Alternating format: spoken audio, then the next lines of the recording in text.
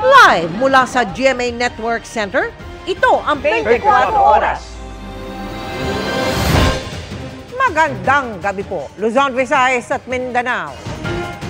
Hindi lang sinuntok at tinadyakan, kinuryente pa ang isang PWD na mga kapwa niya pasahero sa isang bus.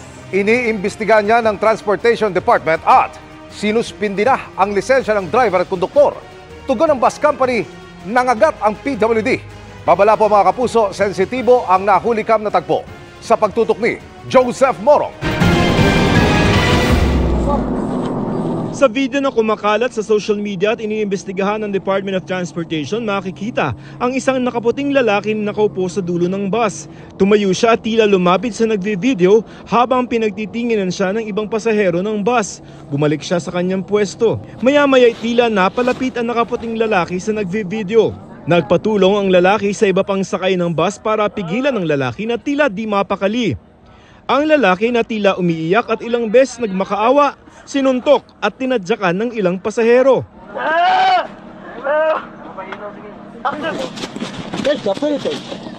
Maya-maya'y nasa lapag na ng bus ang lalaki. May humawak sa kanyang leeg at tila may narinig sa video na tunog ng kinukuryente.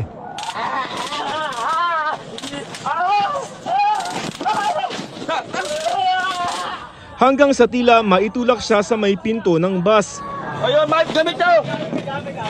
Naalarma ang Department of Transportation sa insidente na nangyari noong June 9 sa loob ng Precious Grace Transport sa EDSA bus carousel. Ang lalaki, isa raw 25-year-old na person with disability. This was a crime. Binugbog, kinuyo. Yung isang kababayan natin na may kapansanan sa loob ng isang bus. Krimen yan.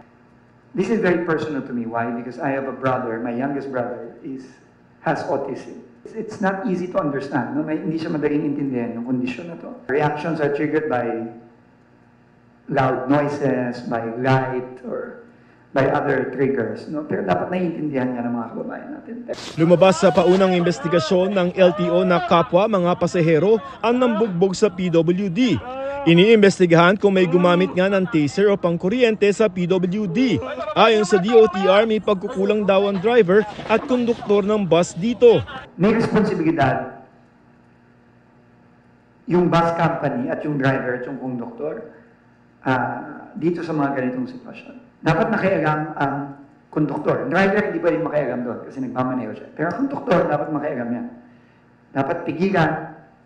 Pero based on our initial reports, walang ginawa yung konduktor. I can confirm that as far as SAIC is concerned, as far as the security in each of the station, wala po silang report tungkol po sa mauling incident. Sinuspindi na ng LTO ang driver's license ng driver at konduktor ng bus at pinagpapaliwanag na rin ng LTFRB ang kanilang kumpanya.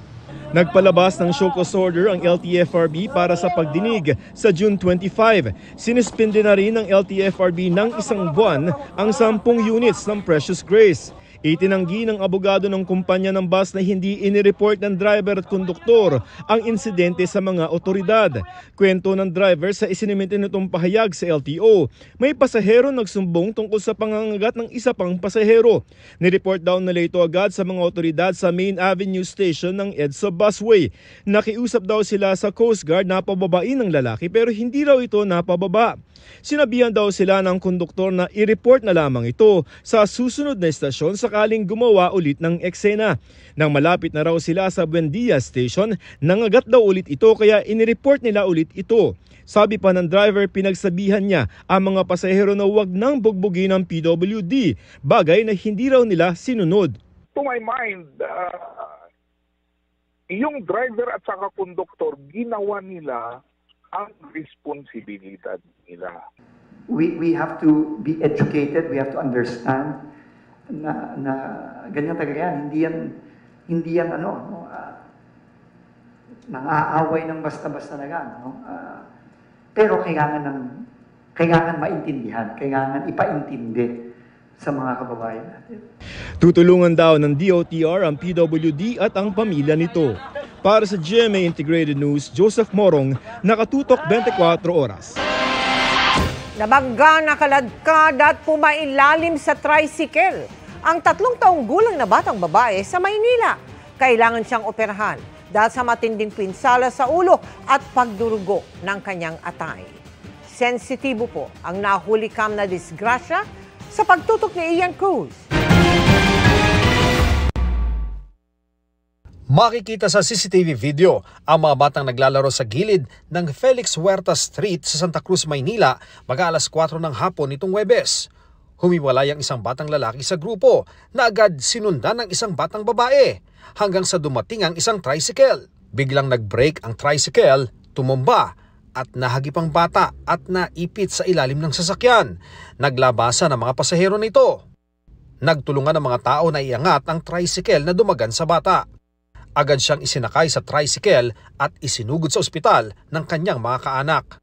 Ang rider ng tricycle makikita pa sa video na napadapa dahil sa panlulumo sa insidente. Ayon sa mga taga-barangay, napagbuhatan din siya ng kamay ng mga bystander. Agad dumating ang chairman ng barangay 336 at pinasecure ang rider. Patuloy na ginagamot sa ospital ang bata na 3 taong gulang lang. May mga crack-crack po kasi yung ulo niya eh. Yung tinahi po yung ulo niya, kita na po kasi yung pinakabungo sa halos dito po. Sa atay niya, ano daw nangyari? May pagdurugo daw po sa loob ng atay niya eh. Patuloy na inobserbahan ng bata na malamang daw ay ilipat sa ICU. Ora mismo po, ooperahan siya pagka hindi po nadala sa gamutan. Pagka lumobo na po, lumalaki na po kasi yung tiyan ng anak ko eh. Ayon sa kanyang ina, sa gilid ng Felix Huerta Street na sakop ng katabing barangay 341, nakatira ang biktima. Naulila na sa ama at may isang kapatid na kanyang sinundan bago ang aksidente. Bukod sa batang babae, nagtamo ng minor injuries ang 3 sakay ng tricycle. Parating busy at maraming dumaraan na sasakyan ito sa kahabaan ng Felix Huerta Street dito sa Santa Cruz, Maynila. Kaya naman umiisip daw ngayon ng pamamaraan ng mga taga-barangay para hindi na maulit ang aksidente. Siguro po mas maganda po yung pag-usapan namin sa hams po para merong menor po kung ano man sasakyan po yung dadaan doon. Iniimbestigahan ng Manila Police District ang insidente pero nagkaroon daw ng pansamantalang kasunduan sa pagitan ng pamilya ng biktima at rider. Kung sakali naman na hindi tutupad itong driver ng tricycle na ito, may pag-aharap siya ng kaukulang reklamo dito sa tanggapan ng Taga-Usig sa lungsod ng Maynila. Sa ngayon, hindi raw makontakt ng nanay ng biktima ang rider. Kung sakali mo po hindi nila matupad yung mga pinangako nila sa akin, ora mismo po ipakukulong ko siya. Sinikad man GMA Integrated News na makuha ang panig ng rider pero sabi ng kanyang misis na nakausap namin sa telepono, abala sa paghahanap ng dugo para sa operasyon ng bata ang kanyang mister. Para sa GMA Integrated News, Ian Cruz, nakatutok 24 oras.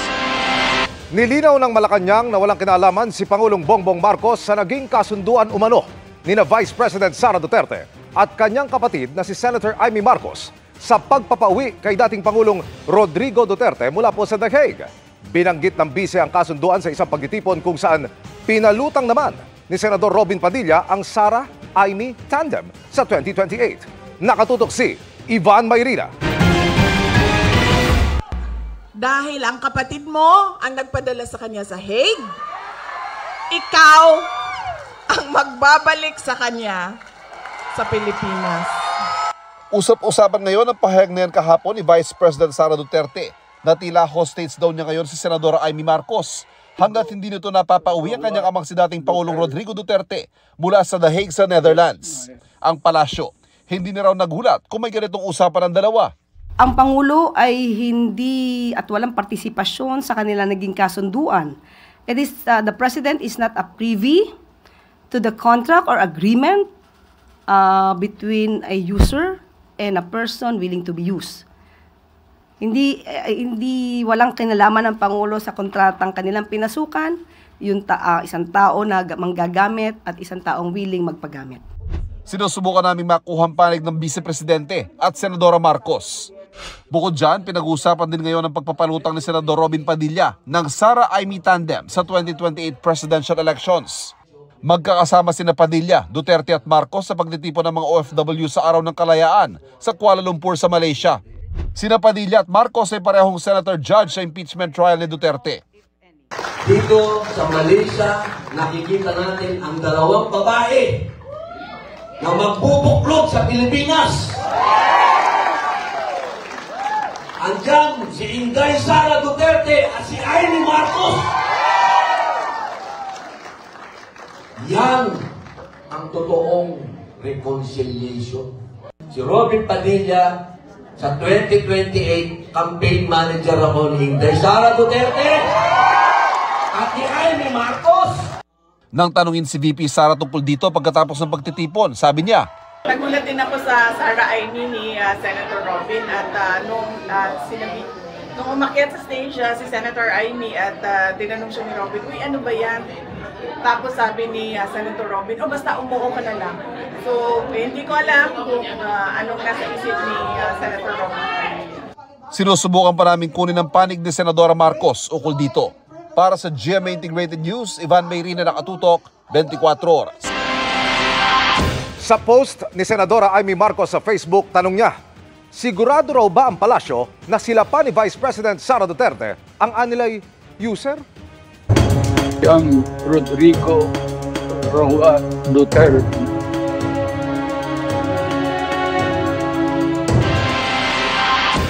Hiniling ng kampo ni dating Pangulong Rodrigo Duterte ang kanyang interim release o pansamantalang paglaya habang dinidinig ang kinakaharap niyang kaso sa International Criminal Court.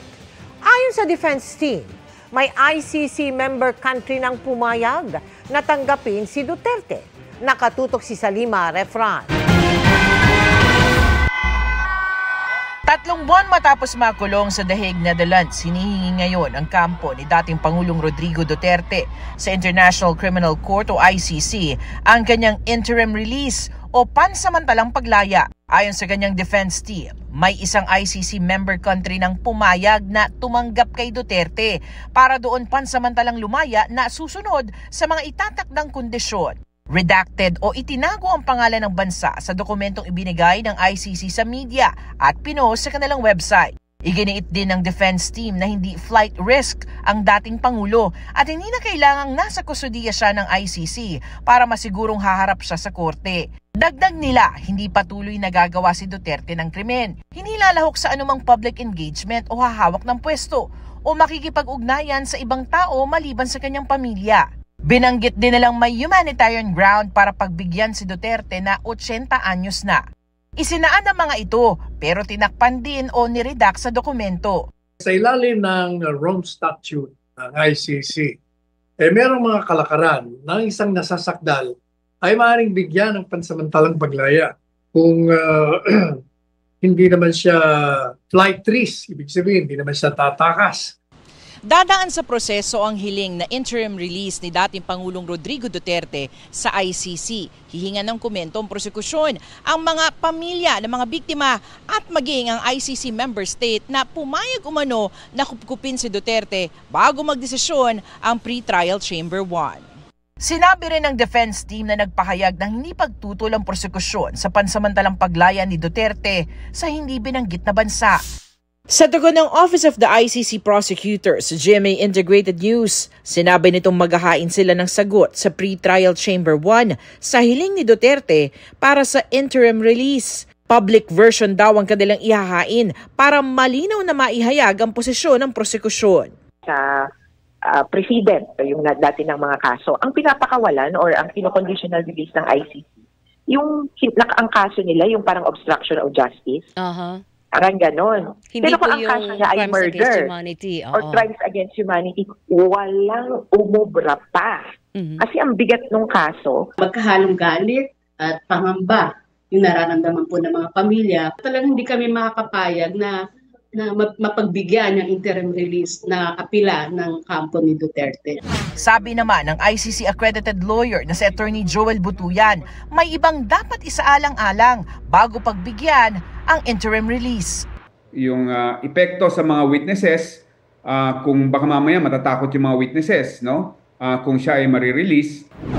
Sa impormasyong nakalap ng GMA Integrated News Research, hindi bababa sa 6 na akusado ang nabigyan ng ICC ng interim release. Para sa Malacanang, nasa ICC na kung pagbibigyan ng hiling ni Duterte. Pero pansin nila sa mga pinangako ng kanyang kampo. Mr. Duterte will not continue to commit crimes. So in one way or another, the council admitted that the former president, had committed such crimes. Just a question. Sana lang po ay mapaniwala nila yung mga ICC judges. May mga pangako sila sa kanilang sa petisyon ay masabing nagbibiro lang sila. Katulad ng nangyari sa pangako sa jet ski. Rodrigo. Para sa GMA Integrated News, sa Lima Refra, nakatutok 24 oras. Name is Rowan.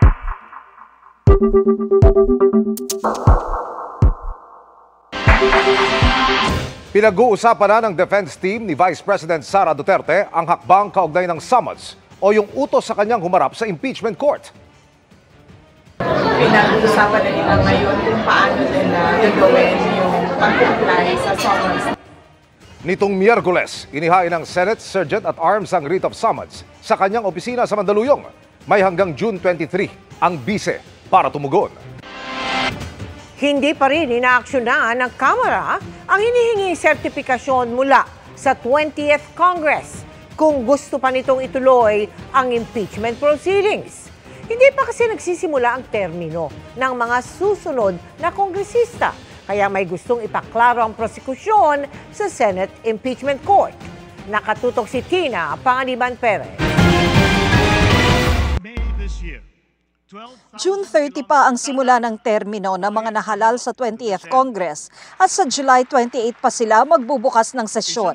Pero gusto ng Senate Impeachment Court na hingan na sila ng sertifikasyon na interesado pa rin sila sa impeachment proceedings laban kay Vice President Sara Duterte.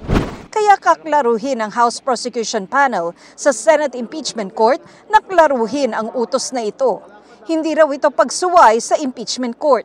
Kami ay magsusumite ng clarificatory para at least malinawan po kami sa kanilang aksyon. Dapat noong June 2 pa pinatawag na kami ng Senado. Dapat nandoon na kami. Tapos ito'y na-move noong June 11. So ano magiging epekto ng itong mga ginagawa po ng Senado? Ayon naman kay ML Party List Representative-elect Laila De Lima na inaasahang magiging bahagi ng House Prosecution Panel, hindi na kailangan ng sertifikasyon ng Kamara. Kailangan lang i-reappoint ang House Prosecutors na siya ng direktang haharap sa impeachment court. Sakaling igiit ng Senate Impeachment Court ang paghingi ng certification mula sa 20th Congress na interesado pa rin itong ituloy ang impeachment proceedings, sabi ng ilang kongresista na magiging miyembro ng susunod na Kongreso na paninindigan nila ang kanilang pirma sa Articles of Impeachment. Hindi naman pwede nating ipasa walang bahala. We cannot sweep under the rug an accusation. Findings such as this. The Senate must try. Wala silang choice kundi mag-try. Gagawin natin ang lahat para magtuloy-tuloy hanggang sa mapanagot si VP Sara sa issue ng confidential funds at iba pa. Anything can still happen between now and the opening of the 20th Congress. Naniniwala rin ang ilang kongresista na malaki rin ang papel ng taong bayan sa pagpapatuloy ng impeachment proceedings. Kaya ito din yung challenge namin sa taong bayan. Paalam sa ating mga kongresista na una na mamatiyag tayo, pangalawa na kakampi natin sila at hindi sila nag-iisa sa issue ito. Para sa GMA Integrated News, Tina Panganiban Perez, nakatutok 24 oras. Umarangkada na ang pagbibenta ng 20 pesos na bigas. Sa pagkakataong ito para naman sa mga minimum wage earners sa Maynila. Para marami ang makinabang, gumagawa ng application ang Agriculture Department para labanan ang mga mananamantala. Nakatutok si Bernadette Reyes. Nakangiting binuksan ni Antonio ang bigas na nabili lang ng 20 pesos kada kilo. Minimum wage earner si Antonio, kaya malaking tulong anya ito sa pagbabudget. Lalo't kailangan niya ang kanin para sa lakas bilang porter. Dati po, makakabili ako ng bigas ng 5 kilo lang. Pero kung mayroong mga 20 pesos na bigas na ganito, baka sakali makabili na ako ng 10 kilo. Malaking bagay na po sa pamilya ko ito. Si Anthony naman, makakapagtabi na anya ng pera. Savings na lang po namin yun para kung sakaling may darating na sakuna, magagamit po namin. Ngayong araw, formal na inilunsad ang programa sa mga minimum wage earners sa Manila Harbor Center sa Maynila. Dagdag sila sa mga 4-piece beneficiary, senior citizens, PWD at solo parents na pwede na dati pang bumili nito. Ina-identify po namin nasaan sila at sino-sino sila. Nasaan silang mga kumpanya. Ngayon pong araw, meron po tayong aabot sa 16,000 na mga minimum wage earner. Hindi lamang po dito sa Manila, sa ibang probinsya po nagkakaroon po ng mga ganito. Depende sa kumpanya o employer, pinag-aaralan kung mas mainam na salary deduction o agarang bayad ang magiging sistema ng pagbili ng bigas. Ayon sa Department of Labor and Employment, 120,000 ng mga minimum wage earners ang inisyal na target na mabentahan nitong benteng bigas. Pag-aaralan din daw ng Department of Agriculture na palawigin pa ang programa para makabili rin ito ang mga nabibilang sa lower middle income. Hamon din sa DA ang umuulit sa pila kahit nakabili na ng takdang limit, gaya ng nabisto sa Bacolod. Nagde-develop na anya ang DA ng app na gagamitin ng mga bibili para matrack ang nabili nilang bigas. Kung nakarehistro ka sa app na yun at na-vet at approve ka para sa programa, parang titirahin na lang yung barcode, alam na natin na nakakuha ka na, ilan na nakuha mo, kailan mo nakuha, saan mo nakuha. Samantala, simula naman sa July 1, posibleng ibaba ng 2 piso ang maximum SRP sa imported rice. From 45 to 43. So yung RFAs natin, malamang bumaba din by 1 to 2 pesos bawat. But pina-finalize pa. Para sa GMA Integrated News, Bernadette Reyes, nakatutok 24 oras. 6 na classroom para sa halos 3,000 estudyante sa isang paaralan sa Cavite. Isa lang yan sa mga problema ang sasalubong sa pagsisimula ng klase sa mga pampublikong paaralan sa Lunes. Kaya mismo ng Education Department, aminadong kailangan na ng tulong ng pribadong sektor. Nakatutok si Mark Salazar. Ito ang Ciudad Nuevo Dinaig Elementary School sa Naig, Cavite. Huling araw nila ngayon ng enrollment at umaabot na sa 2,887 ang kanilang enrollees. Pero paano kaya magkakasya ang mga bata sa 6 lang na classrooms na meron sa kakarampot na 500 square meters nilang campus? Ito na dapat ang pinakahuling classroom sa pasilyo na ito, pero dahil hindi nga sapat, kailangan nilang humanap na espasyo at nakahanap nga naman sila sa pababang ito. Karagdagang espasyo para sa mga klase pa na kailangan nilang punan. Ang tawag nila dito, baby bus. Baby bus dahil tingnan nyo naman, korting bus, pati pagkakasalansan ng mga upuan ay parang bus. Pero ang espasyo na ito ay kailangang mag-house ng 60 learners sa bawat klase. 50 lang ang upuan. So yung mga sosobra na wala ng sariling upuan, dito na lang, uupo dito. Basta magkasya lang sila at mairaos ang kanilang klase. Malayo na sa ideal 25 to 45 student per class ang kanilang 60 per class ratio. Yan ay sa kabila ng 3 shifting na sila at may 2 araw na modular ang mga bata. Di bali ng walang library, walang clinic, guidance office o canteen. Ang 2 tent classroom na ito ay 2 sa 4 na improvised na classroom na ginawa ng paaralan para pagkasyahin yung kanilang mga estudyante. Masyadong raw yung classroom na ito, nakita nyo naman, ang nandito lang ay buhangin at saka syempre ang mahalaga lang naman meron silang blackboard at mga upuan. Pero ang pinakamalaking challenge dito ay pag ganitong tag-ulan. Dahil tumutulo daw ito, kita naman ng mga butas, at umaangge yung ulan. Kaya marami daw na eksena rito habang nagkaklase, nakapayong ang mga bata. Kahit masigip, mahirap, kailangan magtiis para makatapos ang mga anak namin. Namangha ang mga dayuhang volunteer sa Brigada Eskwela na sa kabila ng lahat, excited pa rin ang mga bata sa balik eskwela. Kahit mahirap ang situation nila, sobrang humble talaga. Sobrang masaya sila sa kahit anong situation. Kahit mahirap, they make the best of it. Masaya sa Filipino people. Always. Sinubukan naming makapanayam ang mga opisyal ng eskwelahan pero wala raw silang clearance para magpa-interview. Pero anila, nagkaganito ang sitwasyon dahil lumobo raw ang populasyon ng Naig, Cavite dahil sa mga relocation sites na itinayo sa kanilang bayan. Sa buong bansa, mahigit 165,000 ang classroom backlog.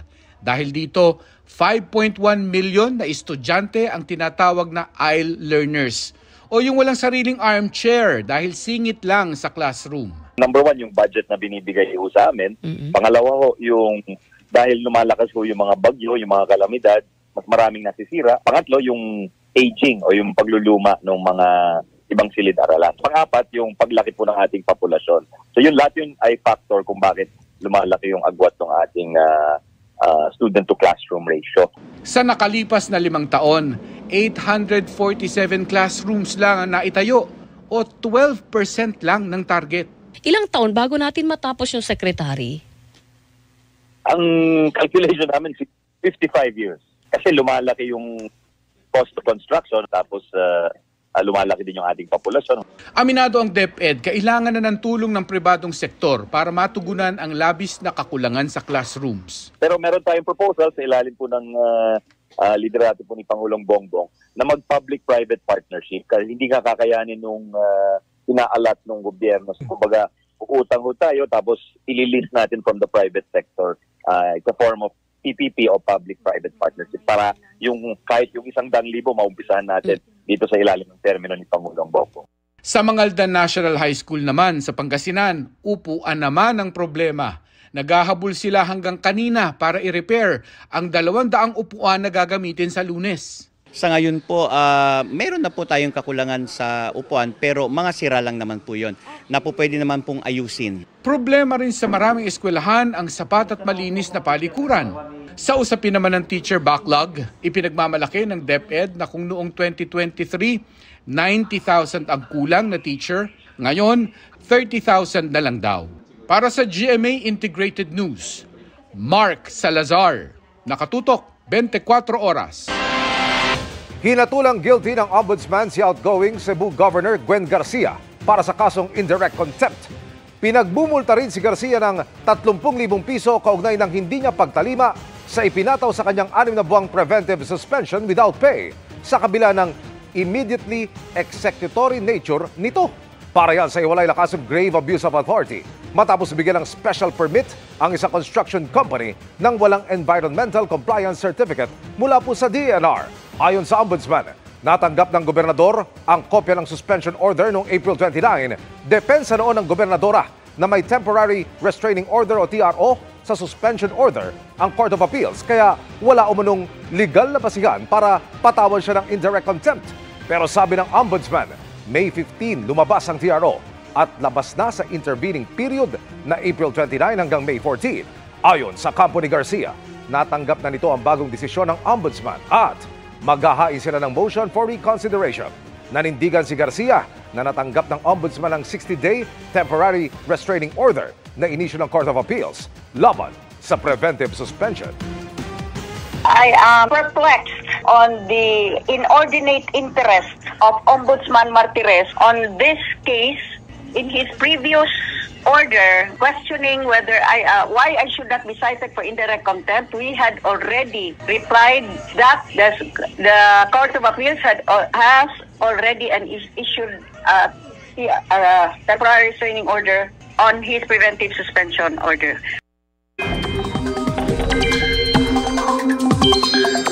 Mga kapuso, wala nang binabantayang sama ng panahon sa loob ng Philippine Area of Responsibility pero maging handa pa rin sa mga pag-ulan ngayong weekend. Bagaman lumakas at naging bagyong Auring ang binabantayang low pressure area kahapon, lumabas na ito ng PAR bandang 2:00 ng madaling araw kanina.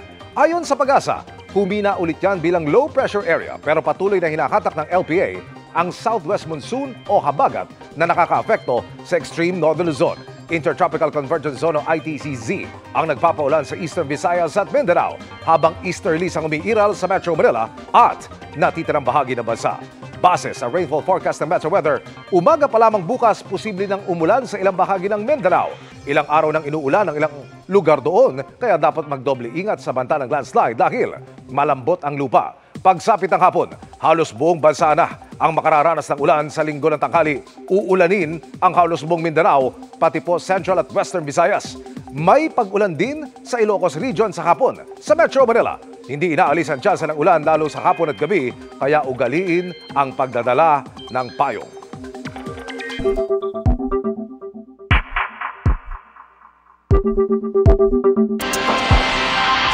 Pag-uusapan daw ng House Prosecution Panel kung hihingin nilang mag-inhibit sina Senator Judge Amy Marcos at Robin Padilla sa impeachment laban kay Vice President Sara Duterte. Kasunod yan ang lantarang pagpapahayag ng suporta ng dalawa sa bise sa isang event kahapon.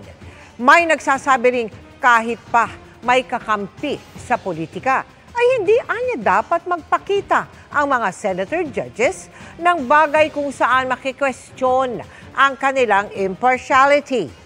Nakatutok si Maki Pulido.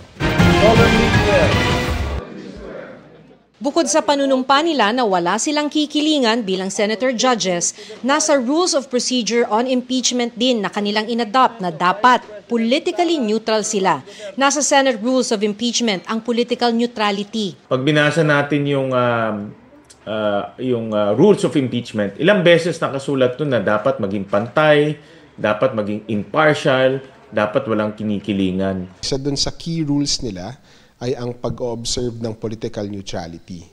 So hindi maganda na patuloy ang kanilang pakikipagtalastasan o pakikisama sa mga kaalyado nila na huhusgahan nila sa isang impeachment trial. Kahapon lang ay kasama pa ni Vice President Sara Duterte sina Senators Amy Marcos at Robin Padilla sa Malaysia at lantarang nagpahayag ng suporta ang dalawang senador sa vice-presidente. Sabi ni Professor Paulo Tamase ng UP Law, kahit pa may kakampi sa politika, hindi anya dapat mag-aabogado ang mga senator judge para sa mga huhusgahan nila sa impeachment court. Hindi na anya kailangan ng code of conduct para dyan. Wala tayong code of conduct para sa mga senador as senator judges kasi ini-expect na natin na naiintindihan nila yun. No?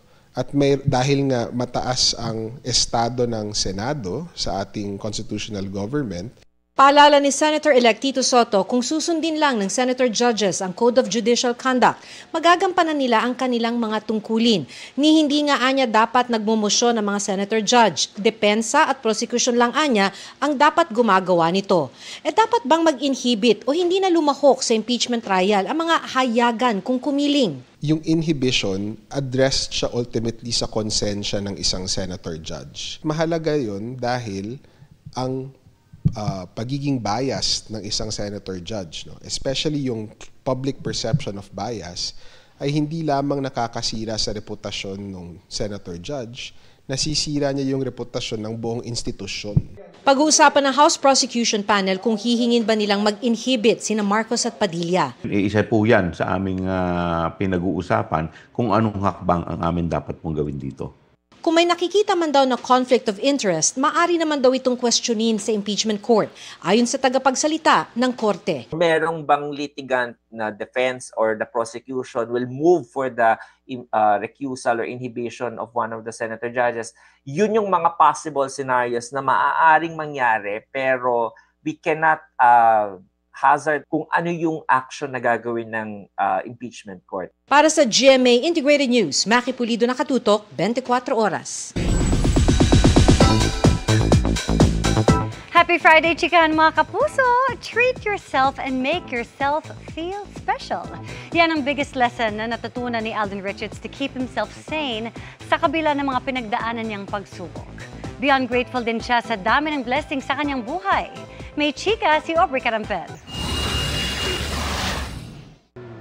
Kung meron pang mas mababa sa rock bottom, I was there. Hindi naman siya clinically diagnosed, but that was depression at its finest.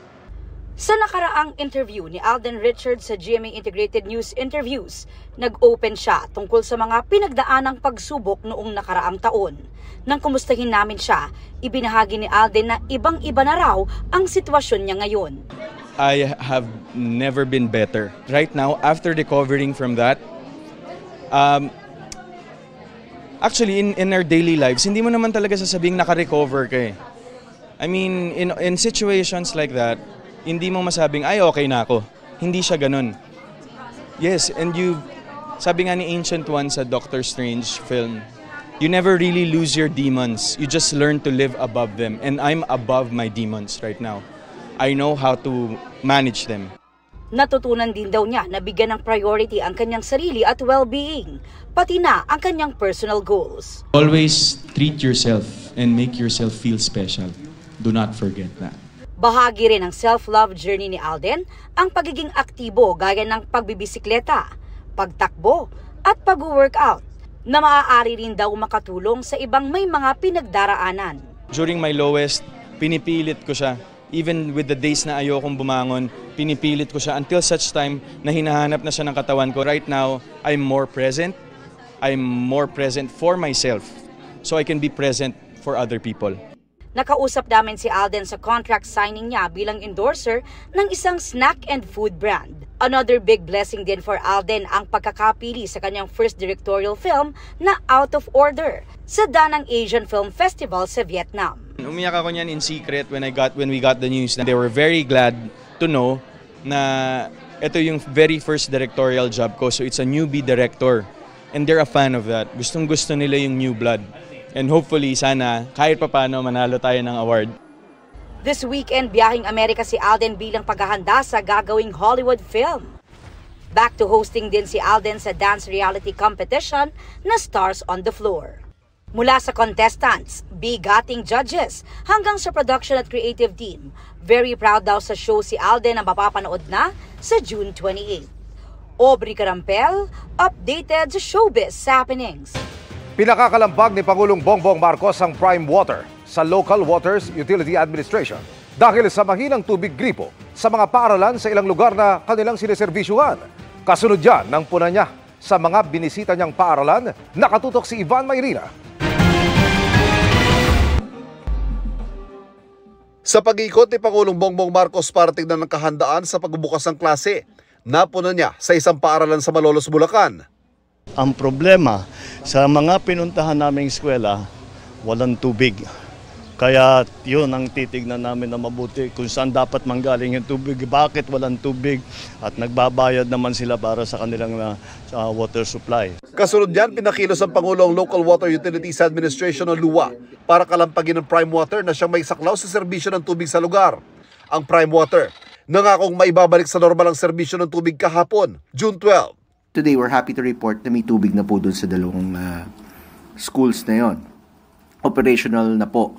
Pero isa lang ang paaralang ito sa mas marami pa mga paaralan sa iba't ibang mga lugar na hindi maayos ang supply ng tubig. Ang prime water na siya nagseserbisyo sa paaralang nakita ng Pangulo. May iba pang mga sineserbisyo ang iba't ibang rehiyon tulad ng Calabarzon, Central at Northern Luzon at maging sa Visayas at Mindanao. At marami rin daw nakukuhang reklamo sa serbisyo nila ayon sa LUA. Mabuti na ngayon na na-aksyonan. No? Kasi actually marami na talagang issues to even before pa the Marcos administration came. In fact, lumobo nga to before pa eh. So right now, napapansin na. So I think that's something that we have to be happy with. That right now, we are actually taking care of the consumers who are affected by this problem. Hindi prime water ang service provider pero tubig din ang problema ng Tibagan Elementary School sa San Miguel, Bulacan naman na pinuntahan din ng Pangulo nung araw na yon. Hindi raw konektado ang linya ng tubig dito sa main line at sa deep well kumukuha ng supply kaya mahina. Inaayos na raw ito ng LUA. Inisyuhan na ng LUA ang may 532 water districts sa buong bansa para matukoy ang mga paaralan, pampubliko man o pribado na maaaring nakakaranas ng problema sa supply ng tubig. Inihahanda na rin nila ang kanilang ulat sa Pangulo tungkol sa estado ng serbisyo ng prime water para mapag-aralan ang mga susunod na hakbang para maisaayos ang serbisyo ng tubig sa service area nito. Para sa GMA Integrated News, Ivan Mayrina, nakatutok, 24 oras. Mga kapuso, ilang sandali na lang mapapanood na ang dambuhalang at heroic season finale ng Lolo ang Pangil ng Maynila. At sabay-sabay din niyang inaabangan ng cast at crew na may pa-viewing party pa. Naroon live si Lars Santiago. Lars!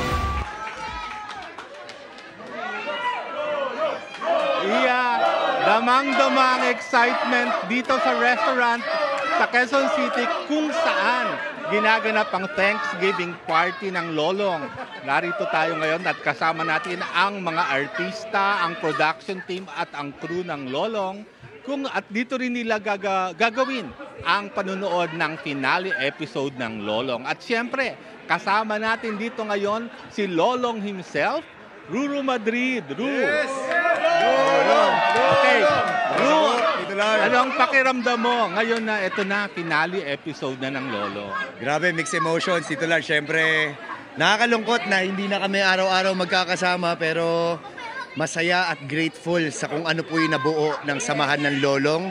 Masaya at grateful dahil lumaban hanggang dulo. Kaya thank you guys so much. Salamat po sa tiwala na muli po mabuksan ang mundo po ni Lolong. Ayun, at mag-invite tayo kasi ito na, finale episode na. Ayun mga kapuso, mamaya na ilang minuto na lamang po mapapanood nyo na po ang season finale ng Lolong Pangil ng Maynila. Sinisigurado po namin na talagang magugustuhan nyo po ang finale na ito. Marami po kayong mga bagong makikita, kaya abangan po natin. Mahal na mahal po namin kayo. Maraming salamat po sa inyo. Ayun. At thank you very much, Ru. At patuloy natin silang sasamahan dito kasama ang iba pang mga artista ng Lolong katulad din na Miss Tessie Tomas, ni Shaira, ni Dindo Ray at ng iba pang mga bituin ng Lolong. Thank you, guys! Lolong! Congratulations, Ruru, at sa buong team ng Lolong! Maraming salamat, Lars Santiago.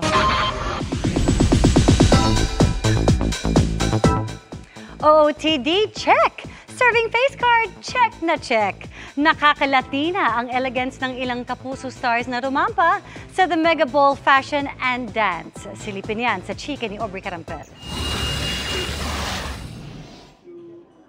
Flaunting her foundation and powder-free face, stunning and glowing si Kapuso global fashion icon Heart Evangelista in a white Michael Leyva creation sa The Mega Ball Fashion Plus Dance.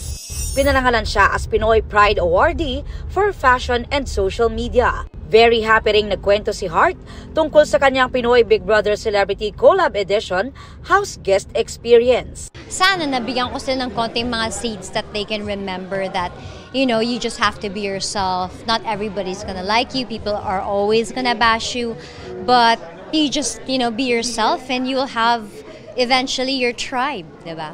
Present din si Beauty Empire star Kailin Alcantara in a black long dress. And Max Collins in a shimmery sheer dress na gawa ni Chris Nick inspired by waltz. The waltz is very elegant and shows off the body and the curves of a woman. Dapper in black and white naman ang ex-PBB housemates na sina Michael Sager and Vince Maristella. Magkasama ring dumating ang hating kapatid stars na sina Mavi at Cassie Legaspi. Dancer in her day off inspired naman ang white dress ni PBB host and Slay star Gabby Garcia with handsome date Khalil Ramos in a tuxedo. Kasama namang dumating ni The Clash panel member Christian Bautista ang wifey na si Katram Nani. Lumpia-inspired naman daw ang suot ni Sanggang Dikit FR star and award-winning food content creator Abby Marquez. Very sexy naman ang black and white gown ni Sparkle Beauty Queen Winwin Marquez showing her abs. In all black din si new Sparkle artist Anthony Constantino na fresh from Los Angeles. Dahil tuwing Independence Day ginaganap ang Mega Ball, tinanong din namin ang ilang attendees kung bakit at saan sila malaya. Ako malaya ako sa judgment ng tao. I live with my own pace. Hindi ko rin hinahayaan yung sarili ko na makulong sa tingin ng tao. Malaya ako sa artistry at sa creative space. Ako, isa akong talagang diehard artist. Malaya akong umibig. Same. Malaya po ako sa kusina. Aubrey Carampel, updated showbiz happenings. Mga kapuso, 3 gabi na lang at mararamdaman na natin ang lamig ng puso ni Keremy Tena. Dito sa Minayave siya itinapon ng kanilang ama ni Cassiopeia. Kaya namuuna parang yelo ang kanyang galit sa mga taga-Encantadia. Ang lamig at takot na dadalhin niyan sa mga Encantadics, umpisa pa lang sa bigating sorpresa ng GMA. Ang iba pang offering ng network sa 75 years na pagtutok ng mga kapuso, ichichika ni Aubrey Carampel. In celebration of GMA Network's 75th anniversary, mga bigatin at world-class programs ang handog ng Kapuso Network. Esta Sec 2, dahil simula sa Lunes, muling masisilayan ang mundo ng Encantadia sa bagong yugto nitong Encantadia Chronicles Sangre. Makikilala na ang fresh and new characters tulad ni Kera Mitena na ginagampanan ni Rian Ramos. Maghanda ring mag-avisala sa mga bagong tagapangalaga ng brilyante na sina Sangre Flamara Faith de Silva, Sangre Dea Angel Guardian, Sangre Adamus Kelvin Miranda, at si Kapuso Prime Gem Bianca Umali bilang Sangre Terra. Hindi na raw sila makapaghintay na maipakita sa Encantadex ang kanilang pinaghirapan ng 2 taon. Totoo yung paniniwala na ang mga brilyante, ang siyang pumipili ng mga tagapangalaga nila na susunod. Totoo. And so in our hearts, we do believe na may rason kung bakit kami ang pinili. Yes. At kaya we really are proud that we will not let people down because we gave more than our best.